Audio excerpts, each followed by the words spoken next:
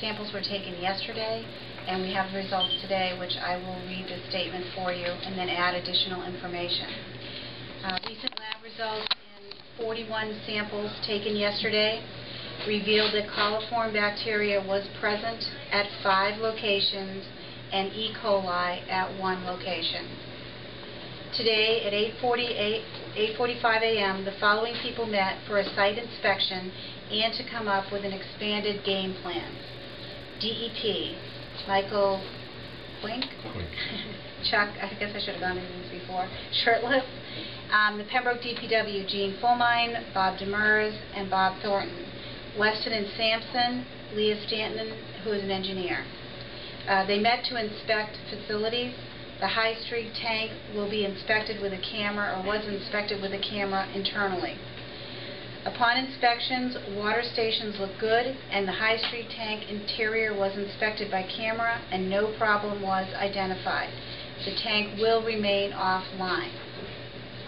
Temporary chlorination station was set up and monitored in Edgewater Drive area today, and will be during normal work hours tomorrow. Liddell Brothers will be donating a message board announcing the boil water order in effect until further notice. We'll have that out on Center Street. Due to these recent findings, the next press release will be tomorrow at 4:30. Water will be available through the weekend, as it has been at the high school, from 8 to 8. We're continuing to have a wonderful volunteerism, and we have the Red Cross there, and we have the football teams, local football teams from the town, so we continue to count on volunteers who are really helping with that part of it. In addition to that information, I would like to add that we are doing absolutely everything possible that can be done to bring this to a close. The water department is taking this very seriously, and while we are sympathetic to the inconvenience that is caused, the first priority has to be with public health. The water department is working round the clock. They're doing everything that can be done, and as you heard from this statement, we brought in other experts. They're confirming that our water department knows what they're doing, and they're doing everything possible. The restaurants, as long as restaurants are following the guidelines set out by DEP, which they were all given when this first happened, as long as they are doing that, it is safe for them to be open. So I know that a lot of businesses are suffering, and employees who depend on that income, but we want to emphasize that according to the Board of Health, as long as the restaurants follow those instructions from DEP, they can be open and it's safe to serve food. Okay, any questions? Yes? I'd like to, I appreciate you saying that about the restaurants, because it's more than a slight inconvenience to us. Yeah. It's a financial disaster. And I'd like that put in the website. I really think that whoever's doing the website, I think they need to make the businesses, if everything is fine with us, it should be a priority so that our customers aren't walking out.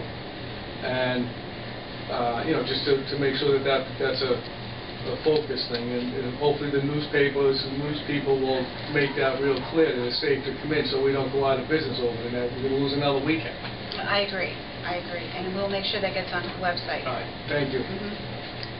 Is the 1 E. coli one of the 5 coliform, or are there 6 total? Oh, it was one of the coliforms. Okay, so 5 total. And if I could ask another, what is the target level of chlorine that you're trying to get through the system? Right now it's between 2.5 and a max of 4.0, and that's only because if it's a boil water or it's in effect. Otherwise we couldn't go any higher than a 2. Okay, you're trying to put in 2.5 to 4.0 part per million? Yes. Free chlorine? Yes. And what are you getting, are all the 41 samples, were they all tested for chlorine as well? And how uniform is the chlorine that you're seeing at those sample points? It's anywhere from a 0.15 to about a 3.5. 0.15 to 3.5. 3.5.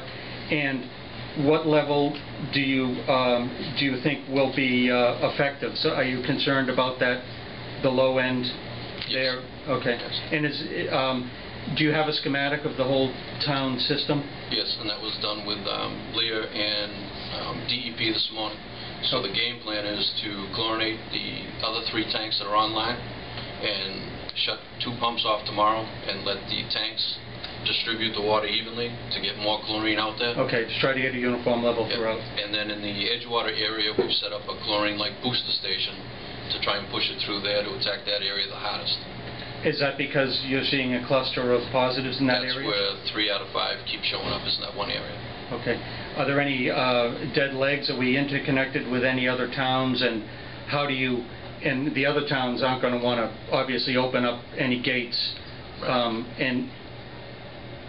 No, the other towns, you're absolutely right, they're not going to open any other legs. And so does that mean it's difficult to get those legs? Are there In a couple of areas, but most of the places, since I've been here, we've been real diligent about getting rid of all the dead ends, so they've been looping a lot of systems so that one street will tie into another street to eliminate the dead ends. Okay. And actually the couple of real dead ends that we haven't taken any hits in those areas. So. Okay. In summary, is it safe to say you have no idea where the problem is coming from? Well, we're trying to be aggressive there. The DEP was in today, and we had a crew from Merithu Incorporated out looking at the tank. So they're trying to come up with that. As of right now, we don't have an answer for that. And is this disappointing to them?